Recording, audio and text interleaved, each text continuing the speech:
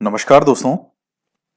देखिए साथियों, जो नेक्स्ट हम महत्वपूर्ण व्यक्तित्व के बारे में जो पढ़ने वाले हैं, हमारे देश के महत्वपूर्ण क्रांतिकारी चंद्रशेखर आजाद।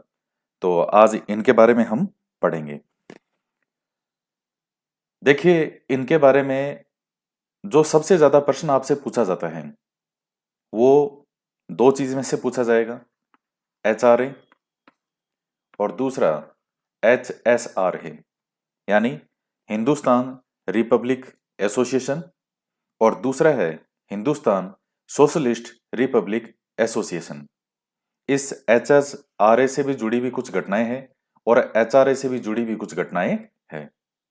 तो सबसे ज्यादा जो प्रश्न इन टॉपिक में से पूछा गया है, जो अब तक मैंने पिछले वर्षों के इतने जो पेपर देखे हैं, तो चंद्रशेखर आजाद या भगत सिंह के बारे में जैसे पढ़ेंगे हम, तो सबसे ज्यादा जो प्रश्न है वो इन दो संस्थाओं से जुड़े हुए हैं, क्योंकि ये लोग इनसे जुड़े हुए थे। तो इसलिए थोड़ा इस पॉइंट को विशेष तौर से ध्यान में रखना। बाकी तो फिर खैर सारा पढ़ना ही है। तो चंद्रशेखर आजाद के बारे में हम बात करते हैं। सबसे पहले बर्थ डेट, इनका जन्म 1906 में जन्म होता है और 1931 में ये शहीद होते हैं। मृत्यु के बजाय शहीद शब्द कहना कहीं अधिक उपयुक्त है।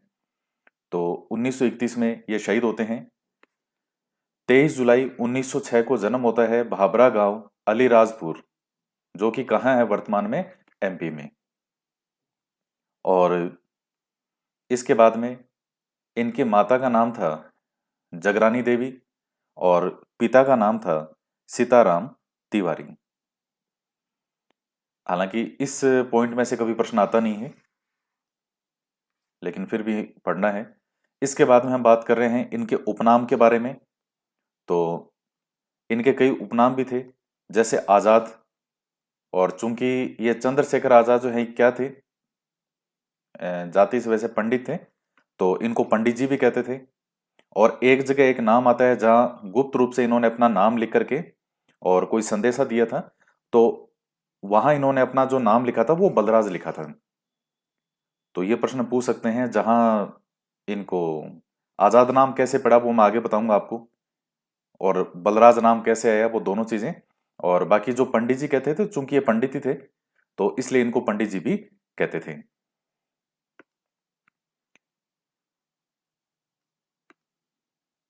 नेक्स्ट पॉइंट के आगे बात करते हैं। अब देखिए, थोड़ी सी इनके एजुकेशन के बारे में हम बात करें तो संस्कृत के अध्ययन के लिए इनके फैमिली वालों ने, परिवार वालों ने इनको कहाँ भेज दिया था? बनारस भेज दिया था। बनारस में कहाँ? काशी विद्यापीठ। इसके बाद में देखिएगा, गांधी जी के असहयोग आंदोलन में इन्होंने भाग लिया था। लेकिन आप जानते हैं कि गांधी जी ने चोरी चोरा कांड के कारण जो यह आंदोलन वापस ले लिया था।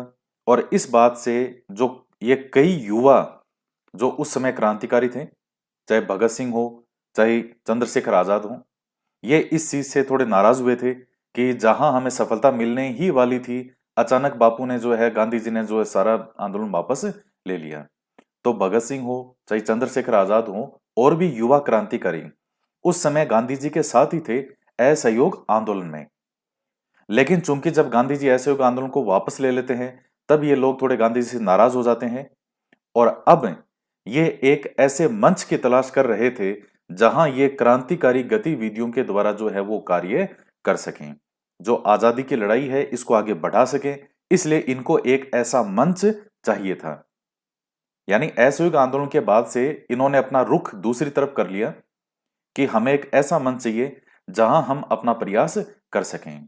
युवा थे, तो आंदोलन वापस लेने के कारण HRA, हिंदुस्तान रिपब्लिक एसोसिएशन के ये सदस्य बन जाते हैं। कौन? चंद्रशेखर आजाद। हालांकि इससे पहले जब असहयोग आंदोलन में भाग लेने के कारण इनको गिरफ्तार किया गया था, तो कोर्ट में जब इनको पेश किया गया तो पूछा कि भाई आपका नाम क्या है। जब जज ने पूछा कौन है टॉमसन क्रेगेट, तो इसने पूछा कि आपका नाम बताओ। कहते मेरा नाम आजाद है। कहा अच्छा, पिता का नाम? स्वतंत्रता। घर कहाँ है तुम्हारा? कहता जेल।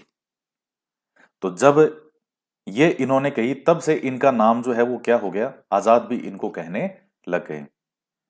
तो उसके बाद जज जो है उसने कहा तो ठीक है, तो फिर 23 सप्ताह की उसने इनको सजा सुना दी। इसके बाद में जब ये जेल से रिहा होते हैं, तो रिहा होने के बाद में फिर ये एचआरए से जुड़ जाते हैं।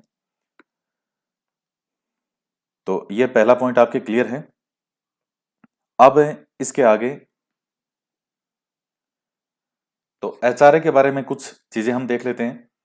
सबसे महत्वपूर्ण पॉइंट है ये एचआरए से संबंधित जो भी हम पढ़ रहे हैं। स्थापना कब होती है एचआरए की? Hindustan Republic association, full form मैंने आपको बता दी, ऊपर लिख भी दी, हिंदुस्तान रिपब्लिक एसोसिएशन। स्थापना कब होती है? अक्टूबर 1924 में होती है। कहाँ हुई थी? कानपुर में, यूपी में है कानपुर। संस्थापक कौन थे इस संस्था के? सचिंद्र सान्याल। तो ये पॉइंट आप ध्यान में रखिए। देखिए सचिंद्र सान्याल जो है, इनके द्वारा एक लिखित पुस्तक भी है, बंदी जीवन। हालांकि यहाँ बंदी जीवन से संबंधित नहीं पूछता, लेकिन चूंकि सचिंद्र सान्याल के द्वारा लिखित एक पुस्तक का नाम आ जाता है कई बार, तो ध्यान रख लीजिएगा, बंदी जीवन। उद्देश्य क्या था इस एचआरए संस्था का? क्रांतिकारी गतिविधियों के माध्यम से क्या करना? देश में समाजवादी संघीय गणतंत्र की स्थापना करना। समाजवाद से मतलब है जहां सब बराबर हो। देश के साधनों पर अधिकार किसका होना चाहिए? समाज का होना चाहिए। कोई ऊंचा बड़ा नहीं है, कोई अमीर गरीब नहीं, सब बराबर। तो इस तरह जो है, इनसे बहुत ज्यादा ये लोग प्रभावित थे समाजवाद से। और हालांकि इसके बाद में देखिएगा, जो ये संस्था किससे मोटिवेटेड थी? क्या इससे पहले भी इस तरह की कहीं कोई संस्था बनी थी किसी देश में? तो आयरलैंड के अंदर, आप जानकारी के लिए ध्यान में रख सकते हैं, आयरलैंड के अंदर एक संस्था थी, Irish Republic army. Irish Republic army, उस संस्था से यह संस्था प्रेरित थी एचआरए की। और इस संस्था के द्वारा 1925 में एक पर्चा निकाला गया था। पर्चा से मतलब आप समझ लीजिए एक तरह से घोषणा पत्र कह सकते हैं हम उसे। तो किस नाम से निकाला गया था इस संस्था के द्वारा? रिवोल्यूशनरी, रिवोल्यूशनरी नाम से एक पर्चा निकाला गया एचआरए के द्वारा। और क्या उसमें किस चीज का आह्वान किया गया? कि रूस की तरह भारत में भी सशस्त्र विद्रोह किया जाए। सशस्त्र विद्रोह, जिससे ब्रिटिश सत्ता को उखाड़ के फेंक सके। तो अब देखिए, ब्रिटिश सत्ता को उखाड़ के फेंकने की जो प्लानिंग चल रही है, अच्छा थोड़ा सा और आगे देख लेते हैं इसमें कौन कौन जुड़े हुए थे। तो इसके एक्टिव मेंबर जो हैं वो कौन कौन थे? राम प्रसाद बिस्मिल हैं, भगत सिंह है, चंद्रशेखर आजाद है, राजेंद्र लाइडी है, रोशन सिंह है, अशफाक उल्ला खां है। इस प्रकार से ये सभी युवा क्रांतिकारी इसमें एक्टिव मेंबर थे। तो अब देखिए, जो कि मैंने आपको बताया था ऊपर, कि उद्देश्य क्या है? कि ब्रिटिश सत्ता को उखाड़ फेंकना। और ब्रिटिश सत्ता को उखाड़ फेंकने के लिए हमें क्या चाहिए? हथियार चाहिए। हथियार आएंगे कहां से? धन से। धन पास में नहीं था, तो धन आएगा कैसे? तो उस धन की आवश्यकता को पूरा करने के लिए काकोरी कांड जो है उसको अंजाम दिया गया था। तो ये सब कड़ियां एक दूसरे से जुड़ी हुई है। आगे जो एचएसआरए की भी स्थापना होगी, वो भी सब एक क्रम से है कि क्या क्या किस किस तरह से परिस्थितियां बनती गई। तो ये इतनी चीज आपके समझ में आ गई कि एचआरए की स्थापना क्यों हुई थी, क्या इसके उद्देश्य थे। और जो चंद्रशेखर आजाद हैं, उनको वित्त की जिम्मेदारी सौंपी गई थी इसमें। तो अब धन पूरा कहां से होगा? उस धन की आवश्यकता को पूरा करने के लिए काकोरी कांड को अंजाम दिया गया था। हालांकि इस काकोरी कांड से हासिल कोई बहुत ज्यादा कुछ नहीं हुआ, लेकिन इससे नुकसान बहुत ज्यादा हुआ हमें, यानी हमारे देश को। क्या था काकोरी कांड? देखिए ये स्थान जो है यूपी में है, काकोरी। और यूपी में कहा? लखनऊ के पास। तो ये काकोरी कांड कब होता है? 9 अगस्त 1925 को।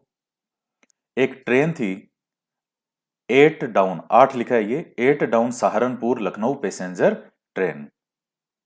तो इस ट्रेन को लूट करके, यहां डकैती करके, और जो सरकारी धन था, सरकारी खजाना, उसको लूट लिया गया। हालांकि इनका प्लान था कि जो सरकारी खजाना है, ये ट्रेन जा रही है, इसको हम लूट लेंगे, लेकिन उसमें कोई बहुत ज्यादा कुछ इनको हासिल नहीं हुआ था। कोई बहुत ज्यादा ऐसा नहीं है कि बहुत ज्यादा धन था यहाँ, बहुत ही कम था। लेकिन ये पूरा जो केस है ये काकोरी कांड के नाम से जाना जाता है, और जितना भी था वो इन्होंने लूट लिया। अब वहां इनके साथ में एक व्यक्ति होते हैं, मनमथ नाथ गुप्ता। हालांकि इनका जिक्र पहले भी हम कहीं कर सकते थे, कोई इतना महत्वपूर्ण नहीं है, लेकिन फिर भी जैसे जब असहयोग आंदोलन में गिरफ्तार किया गया था चंद्रशेखर आजाद को, तो जब ये जेल से वापस बाहर आए 18 सप्ताह की जेल पूरी करके, तो ममनत नाथ गुप्ता थे, उनके संपर्क में आते हैं आजाद सबसे पहले। और आजाद का ममनत नाथ गुप्ता ने ही परिचय करवाया था राम प्रसाद बिस्मिल से। फिर ये एचआरए को ज्वाइन करते हैं।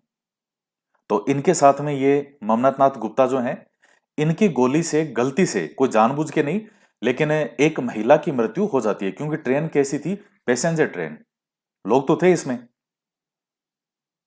तो ब्रिटिश सरकार जो है उसने एक हार्टन समिति जो है वो इस जांच हेतु गठित की थी, और उसने कई लोगों को जो है वो गिरफ्तार करने के लिए कहा कि इसमें काफी लोग दोषी हैं, उनको गिरफ्तार किया जाए। तो जब गिरफ्तार किया गया, तो गिरफ्तार करने के बाद में जो ये केस जो है ये काकोरी षड्यंत्र केस के नाम से जाना गया। अब चूंकि एक महिला की भी मृत्यु हो गई थी, तो सब क्रांतिकारियों पे हत्या, लूट, डकैती, इन सब की धाराएं लगाई गई। तो अब जब ये धाराएं इसमें लगती है, तो ये मामला किसकी अदालत में चला था? हैमिल्टन। ये नाम ध्यान में रखिए तो रख लीजिएगा। और एक चीज इसमें और महत्वपूर्ण है कि इस काकोरी कांड से जुड़े हुए जो अभियुक्त हैं, तो इनको बचाने के लिए यहां के लोगों के द्वारा एक समिति का गठन किया गया था, पंडित गोविंद वल्लभ पंत, जिसको वीपी पंत समिति भी आप कह सकते हो। लेकिन नहीं बचा सके इसमें, और 4 जनों को तो इसमें फांसी दे दी गई थी, काकोरी षड्यंत्र केस के नाम से जिस केस को जाना गया था इसको। और कितने महत्वपूर्ण युवा नेता थे वो देखिएगा, राजेंद्र लाहिड़ी, रोशन सिंह, राम प्रसाद बिस्मिल और अशफाक उल्ला खां। इन 4 को फांसी दे दी गई थी इस केस के अंतर्गत। तो किस किस जेल में दी गई थी वो भी आप ध्यान में रखे तो रख लीजिएगा। राजेंद्र लाहिड़ी को गोड़ा जेल के अंदर फांसी दी गई। रोशन सिंह है, इन्हें इलाहाबाद जेल में, तो इलाहाबाद जेल के अंदर ही, जो इलाहाबाद के अंदर ही जेल है, पर्टिकुलर कोई नाम तो नहीं पूछता, नैनी जेल नाम से भी आ सकता है, हम उसको इलाहाबाद जेल ही कह देते हैं चूंकि वो इलाहाबाद में थी, लेकिन पर्टिकुलर नेम भी जेल का था नैनी जेल। तो वहां फांसी दी गई थी, इलाहाबाद जेल के नाम से ही ज्यादा जाने जाते हैं। राम प्रसाद बिस्मिल को गोरखपुर जेल में, और अशफाक उल्ला खां को फैजाबाद जेल के अंदर फांसी दी गई थी। तो 17 दिसंबर 1927 को राजेंद्र लाहिड़ी जी को फांसी दे दी, और बाकी जो 3 युवा हैं इन्हें फांसी दे दी गई थी 19 दिसंबर को। अब अब यहां देखेगा कि कितने महत्वपूर्ण युवा क्रांतिकारी हैं जिन्हें यहां फांसी हो गई। चंद्रशेखर आजाद का क्या हुआ? वो भी साथ में थे, इनके साथ में। वो फरार हो जाते हैं, वो इनके हाथ नहीं आए, अंग्रेजों के हाथ नहीं आते हैं। इसके बाद में बनवारी लाल के बाद में बात करेंगे। सचिंद्र नाथ सान्याल को काले पानी की सजा सुनाई गई। तो अब देखिए कितने महत्वपूर्ण युवा क्रांतिकारी नेता हैं, और इन्हें काले पानी की सजा मतलब कहां भेज दिया? अंडमान निकोबार जो जेल थी, सेलुलर जेल, वहां भेज दिया गया है। मनमथ नाथ गुप्ता और जोगेंद्र चटर्जी को भी लंबी सजाएं सुनाई गई थी, लेकिन ये बाद में जैसे वहां काले पानी की सजा पूरी करके वापस आ गए थे। लेकिन सचिंद्र नाथ सान्याल को तो हमेशा के लिए काले पानी की सजा सुना दी, यानी मृत्यु भी होगी तो कहीं होगी, कहाँ होगी? वहीं सेलुलर जेल में ही होगी। और अंडमान के अंदर आप जानते हैं कि वो तो एक तरह से द्वीप ही है, और वहां जाकर के जिसने सेलुलर जेल के अंदर जिसको छोड़ दिया, तो भागने की भी कोई व्यवस्था नहीं है। क्यों? क्योंकि भाग के भी अगर आदमी भागना भी चाहेगा तो भाग के जाएगा कहां? चारों तरफ पानी पानी है। अब किसी को तैरना भी आता हो तो वो समुद्र है, बंगाल की खाड़ी है पूरी, तैर के व्यक्ति जाएगा कहां पे इतने बड़े समुद्र के अंदर? अब ये बनवारी लाल के बारे में बात कर रहे हैं। ये भी देखिए इनके साथ में मौजूद था। अब ये मौजूद था बनवारी लाल, और ये बनवारी लाल बाद में क्या बन गया था, सरकारी गवाह बन गया, जिसने कहा कि बिल्कुल साहब ये सब लोग थे और ये लोग थे। तो इसी की गवाही पर ही इनको फांसी की सजा सुनाई गई थी, जो ऊपर हमने क्रांतिकारी के नाम पढ़े हैं। तो अगर ये सरकारी गवाह नहीं बनता तो हो सकता है उनको फांसी नहीं होती, लेकिन ये इन्हीं के साथ का आदमी था, लेकिन ये सरकारी गवाह बन गया, और सरकारी गवाह बनने के बाद में इसने कह दिया कि ये सब लोग शामिल थे इसमें, तो उन सबको फांसी की सजा सुना दी जाती है। अब देखिए होता क्या है, चंद्रशेखर आजाद के बारे में हम पढ़ रहे हैं अभी, और असहयोग आंदोलन में उन्होंने भाग लिया। महात्मा गांधी ने जब आंदोलन वापस ले लिया, उसके बाद ये किस संस्था से जुड़ गए, एचआरए से। एचआरए का उद्देश्य क्या था, ब्रिटिश सत्ता को क्रांति के द्वारा उखाड़ फेंकना। अब क्रांति को उखाड़ फेंकने हैं जो उनके द्वारा ब्रिटिश सत्ता को उखाड़ फेंकने के लिए हमें किस चीज की आवश्यकता होगी, हथियारों की। हथियार आएंगे कहां से, धन से। और धन की आवश्यकताओं को पूरा करने के लिए कौन से कांड को अंजाम दिया गया था, काकोरी कांड। यानी जो ट्रेन थी काकोरी नामक स्थान पे, उस ट्रेन को लूटा गया था, और उस केस का नुकसान इतना ज्यादा हुआ, हासिल कोई बहुत ज्यादा नहीं हुआ, लेकिन नुकसान इतना ज्यादा हुआ कि इतने महत्वपूर्ण युवा क्रांतिकारियों को फांसी दे दी गई, किसी को जेल भेज दिया गया, कहीं कुछ हो गया। चंद्रशेखर आजाद है वो हाथ नहीं आए थे, वो फरारी थे। अब इतना बड़ा नुकसान होने के बाद में एक तरह से ये सब कुछ क्या हो गया, एक बार सब सा रुक गया कि भाई ये तो जितने क्रांतिकारी थे उनको तो फांसी हो गई, और किसी को कहीं भेज दिया, काले पानी भेज दिया, किसी को कुछ सजा सुना दी। तो अब चूंकि इनमें फरार कौन है, जो अभी तक अंग्रेजों के हाथ नहीं आए हैं, वो है चंद्रशेखर आजाद।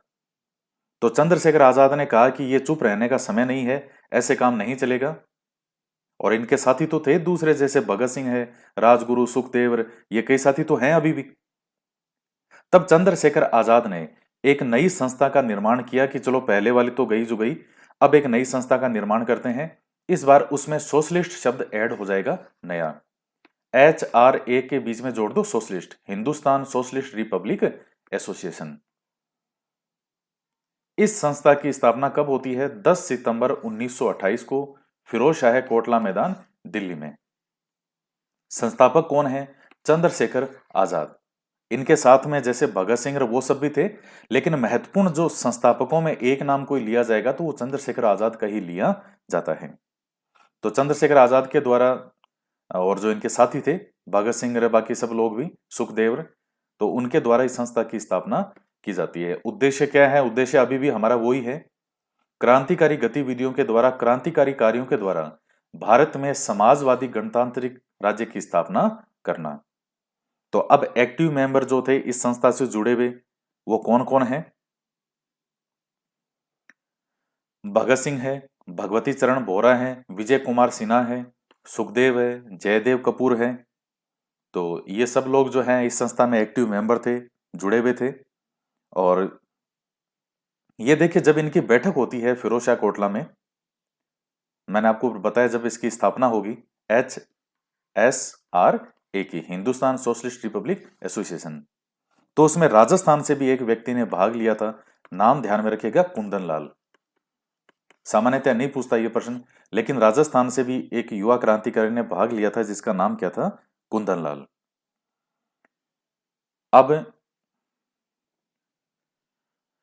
अब देखिए ये जो संस्था है HSRA, इस संस्था से जुड़ी हुई 3 महत्वपूर्ण घटनाएं हैं, वो आपको ध्यान में रखनी है। सबसे पहली जो घटना है वो है सैंडर्स की हत्या, सैंडर्स की हत्या।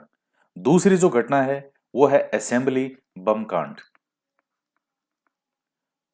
और तीसरी जो घटना है वो है लाहौर षड्यंत्र केस,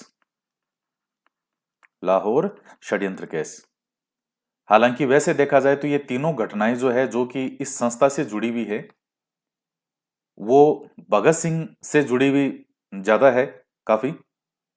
तो वो थोड़ा हम देख लेते हैं चीजें, और जब आपको टॉपिक अगला जो पढ़ाएंगे भगत सिंह का, तब वहां इनके बारे में जो है, ये जैसे असेंबली वाला, लाहौर षड्यंत्र केस, सैंडर्स की हत्या का तो हम यहीं पढ़ लेते हैं। हालांकि वो भगत सिंह जब हम पढ़ेंगे तब भी वहां पढ़ना होगा। असेंबली और लाहौर षड्यंत्र कैसे है, ये भगत सिंह वाले टॉपिक में हम पढ़ेंगे, क्योंकि ये उन्हीं से जुड़े हुए हैं। सबसे पहला है सैंडर्स की हत्या। अब देखिए, शेरे पंजाब कौन थे? लाला लाजपत राय जी। और आपको पता है कि साइमन कमीशन का जब विरोध कर रहे थे, तो लाहौर में जो पुलिस अधीक्षक था स्कॉट, उस स्कॉट के द्वारा जो लाठीचार्ज वगैरह होता है, उसमें मृत्यु हो गई थी किसकी? लाला लाजपत राय की, लाला जी की। तो 1928 में अब देखिए ये घटनाक्रम क्या चल रहा है। ये इस संस्था की स्थापना जो है वो कब हुई है? 10 सितंबर 1928 को। वो लाठीचार्ज जो हुआ था 30 अक्टूबर 1928 में, तो लाला जी की जो मृत्यु हुई 17 नवंबर 1928 को। देखिए 10 सितंबर को इस संस्था की स्थापना हुई है। यहां वो साइमन कमीशन का विरोध किया, और उस विरोध के बाद में लाला लाजपत राय की मृत्यु हुई थी 17 नवंबर 1928 को। तो ये लोग लाला लाजपत राय जी को बहुत मानते थे, तो इन्होंने उनकी हत्या का बदला लेने के लिए अब ये प्रयास करेंगे कि हमें स्कॉट को मारना है। तो इसके बाद में 17 दिसंबर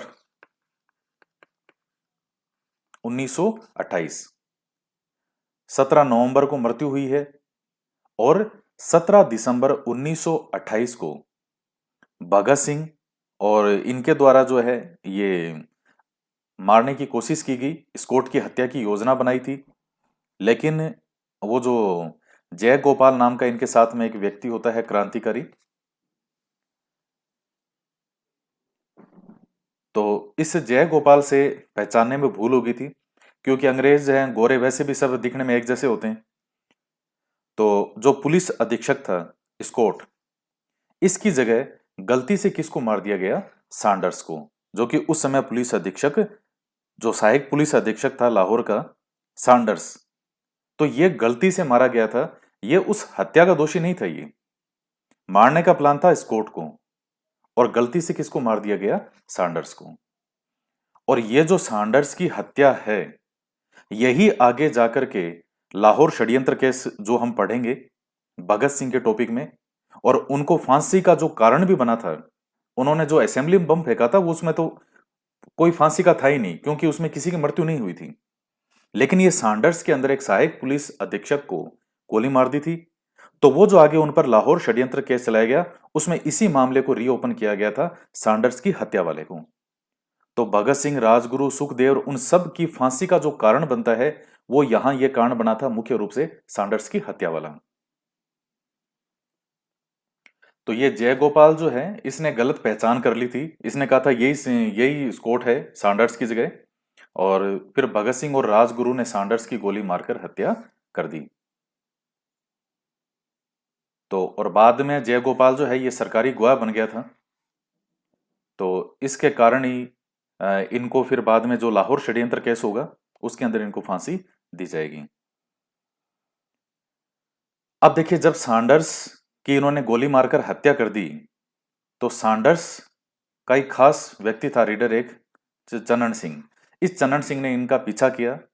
तो आजाद ने क्या किया, उस समय चंद्रशेखर आजाद भी आसपास ही थे, इन्होंने उस चन्नन सिंह को मार गिराया, जो कि इनका पीछा कर रहे थे भगत सिंह और राजगुरु का। तो अब चूंकि उनका मारना इसका उद्देश्य नहीं था कि इसको मारा जाए, लेकिन यह चूंकि अब बीच में इस तरह का काम कर रहा था, इनका पीछा कर रहा था, तो ये जब हत्या वत्या हो गई और वो फरार हो गए भगत सिंह रे, तो उसके बाद में इनकी तरफ से, चंद्रशेखर आजाद की तरफ से एक पर्चा जारी किया गया था, और उसको जैसे दीवार पे हर जगह उन्होंने लगा दिया। उसमें क्या लिखा गया था कि ये जो व्यक्ति है चन्नन सिंह, इसको मारना हमारा उद्देश्य नहीं था, ये हमारी गलती होगी, भूलवश मारा गया ये, लेकिन जो बाकी जो है वो काम आगे भी जारी हमारा रहेगा। तो उसमें उन्होंने जो नाम जो लिखा था वो अपना बलराज लिखा था। तो इस तरह से थोड़ा सा वो नाम उनका बलराज के रूप में भी उनको जाना जाता है। इसके बाद में देखिए अंग्रेजों ने क्या किया, जब भगत सिंह, राजगुरु और चंद्रशेखर आजाद, अब ये सब क्या थे, फरार थे, तो अंग्रेजों ने हाथ धो के इनके पीछे पड़ गए, गांव वालों को अंग्रेजों ने परेशान करना शुरू कर दिया, उनको उठा के ले आते, जेल लाते, पीटते, इनके घर वालों को परेशान करना शुरू कर दिया। तो अब इन्होंने कहा कि इस चीज की जिम्मेदारी कौन ले, कौन ये कहे कि अपने आप को गिरफ्तार करवा के ये कहे कि ये देखो ये काम हमने किया था। तो किसी एक को जिम्मेदारी लेकर के गिरफ्तार करना होगा, अपने आप को गिरफ्तार करवाना होगा। तो सब कहते हैं कि नहीं, मैं जैसे चंद्रशेखर आजाद कहते हैं कि मैं अपने आप को गिरफ्तार करवा देता हूं, भगत सिंह कहते हैं मैं गिरफ्तार करवा देता हूं, सब अपना अपना कहने लगे। तो चंद्रशेखर आजाद को तो सबने मना कर दिया कि नहीं, आप सबसे महत्वपूर्ण व्यक्ति हो इस समय और आपका जीवित रहना बहुत जरूरी है। तो अब ये गिरफ्तार कैसे कराएं? तब इन्होंने एक काम किया कि इन्होंने कुछ सोचा, सबने मिलकर प्लान किया कि देश की जो जनता है, जो युवा है, उसके अंदर भी वो जागे, उसके अंदर ये भावना हो कि हमें हमारे देश को आजाद कराना है। तो उनके अंदर भी ये गूंज उनको सुनाई दे और साथ में हमें भी, जो हम भी हैं, गिरफ्तार हो जाए। तब ये असेंबली बम कांड होता है 1929 में, 8 अप्रैल 1929 को। तो ये हिंदुस्तान सोशलिस्ट रिपब्लिक एसोसिएशन संस्था के द्वारा की गई दूसरी महत्वपूर्ण घटना थी। पहली तो वो थी जो ऊपर मैंने आपको बताया था, ये थी दूसरी महत्वपूर्ण घटना। और इसमें क्या किया गया था, ये जब हम भगत सिंह पढ़ेंगे तब उनसे बहुत ज्यादा महत्वपूर्ण है, इसको वहीं पढ़ेंगे इस संस्था के बारे में। कि ये 8 अप्रैल 1929 क्या हुआ था, थोड़ा सा बता देता हूँ। भगत सिंह और बटुकेश्वर दत्त जो हैं, उन्होंने केंद्रीय विधानसभा के अंदर ये बम फेंका था। किसी को हानि पहुंचाना नहीं था, बहरे कानों तक अपनी आवाज पहुंचाने के लिए उनके द्वारा ये कार्य किया गया था। फिर उनको गिरफ्तार कर लिया जाता है और फिर उन पर चलता है लाहौर षड्यंत्र केस।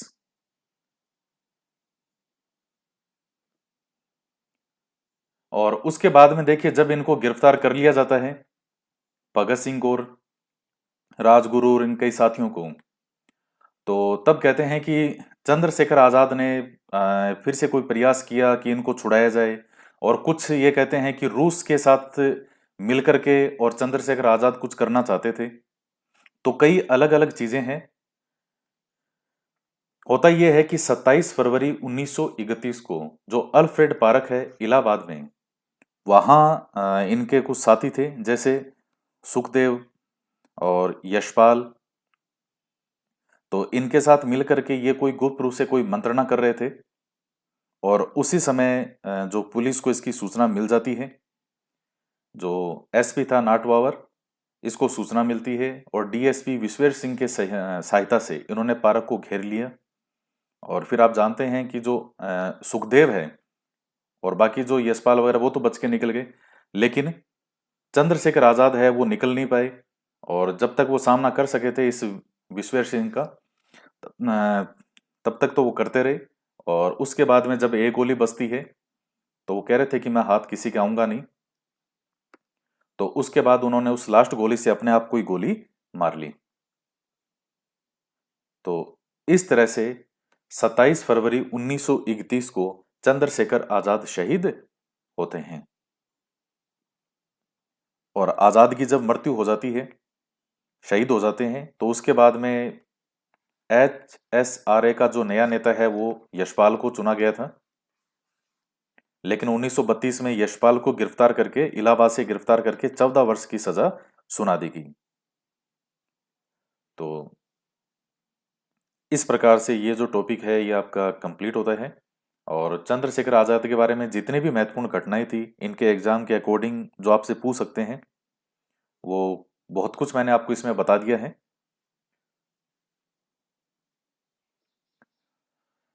तो आज के वीडियो में इतना ही। आगे नेक्स्ट वीडियो में हम बात करेंगे न्यू टॉपिक पे। तो मिलते हैं नए वीडियो में। जय हिंद, जय भारत।